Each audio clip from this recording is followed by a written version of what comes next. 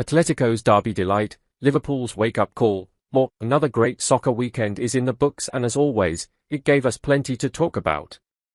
In Spain's huge El Derby, it was Atletico Madrid who came out firmly on top of rivals Real Madrid with a 5-2 victory.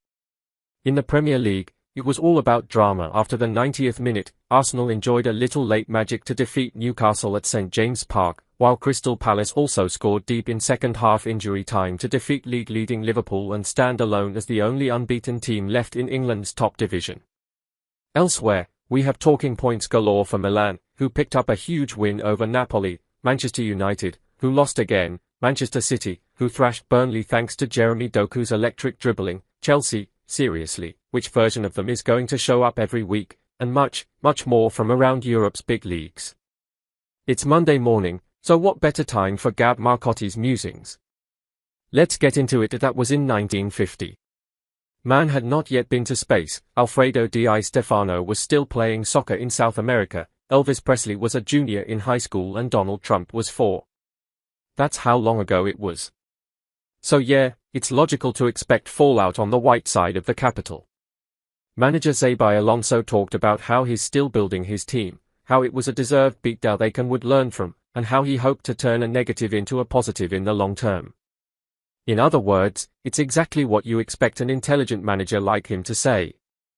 The question is what he learned from this horror. First, you have to credit Diego Simeone. His team went into the season having made wholesale changes, though, perhaps tellingly, just 2 newcomers started, and winning just one of their first 5 outings in La Liga. There were rumblings that his star striker, Julian Alvarez, was unhappy at his chop and change substitutions. And, just as you'd expect in your 15th season in the job, some were wondering whether El Cholo had gone a little stale. So much for all that. They roared back to win 5-2 after going 2-1 down in the first half. Alvarez bagged 2 goals, won a gorgeous free kick, served up an assist and hit the woodwork, after producing a hat-trick in midweek. And watching the bundle of nervous energy and intensity otherwise known as Simeone, especially in contrast with the dejected Xabi Alonso, there was no doubt there's plenty of fight left in this dog. Kirkland, Atletico's derby win can kickstart their season. Simeone also got all his tactical calls right, whether David Hanco at left-back, Nico Gonzalez, instantly regenerated from his pallid Juve days, out wide, or Alvarez with Alexander Soloth up front, something we hadn't seen since August.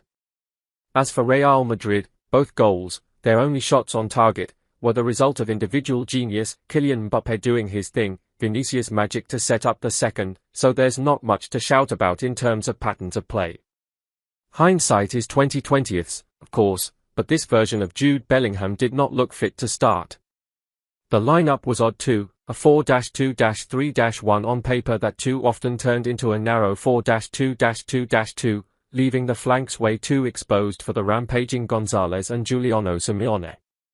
At the back, things were very ropey, especially after Eder Militao came off and Aurelien Tchouameni, also possibly not fully fit, was overwhelmed, turning into a revolving door. You can second-guess Alonso's substitutions too, while you're at it.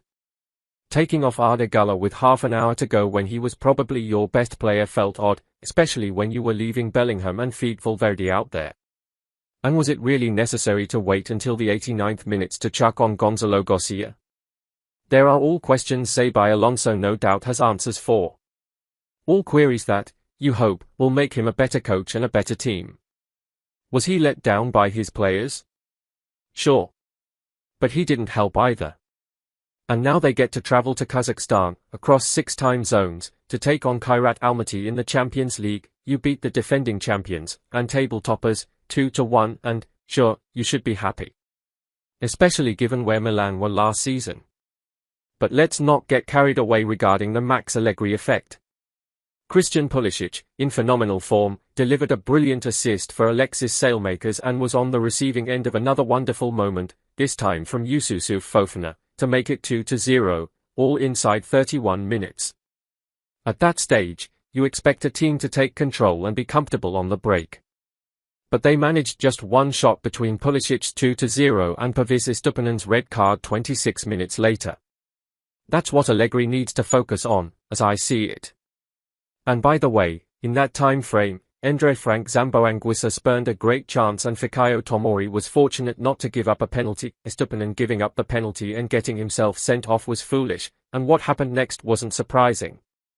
Down to 10 men, Milan went into lockdown. David Nunes took potshots, one hit the post, one forced another superb save from Magic, Mike Maignan, and the Rossoneri hung on for dear life, and managed 0.00 xG in the second half.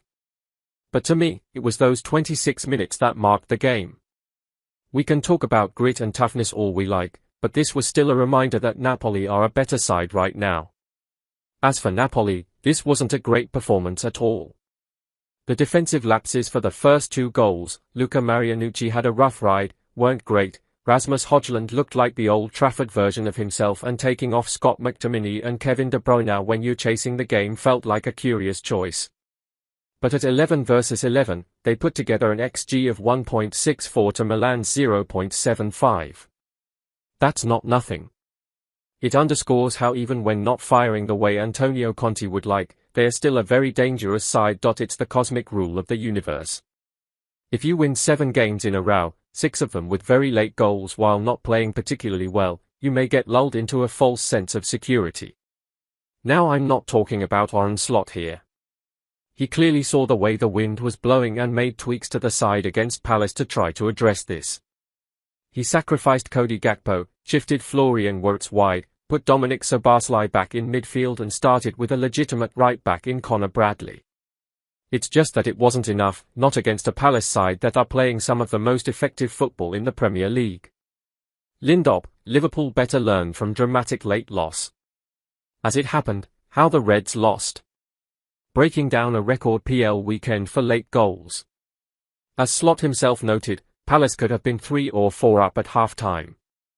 Alisson made a couple superb saves, Jean-Philippe Mateta hit the post, and Liverpool gave up 2.07 expected goals in the first half alone. The fight back came, as you'd expect, after the break, but even then Palace had several opportunities to score on the break, something they do extremely well. Federico Chiesa notched the equalizer, but Eddie Nketiah's late strike condemned them. So what's wrong? There were evident individual lapses. Alexander Isak is,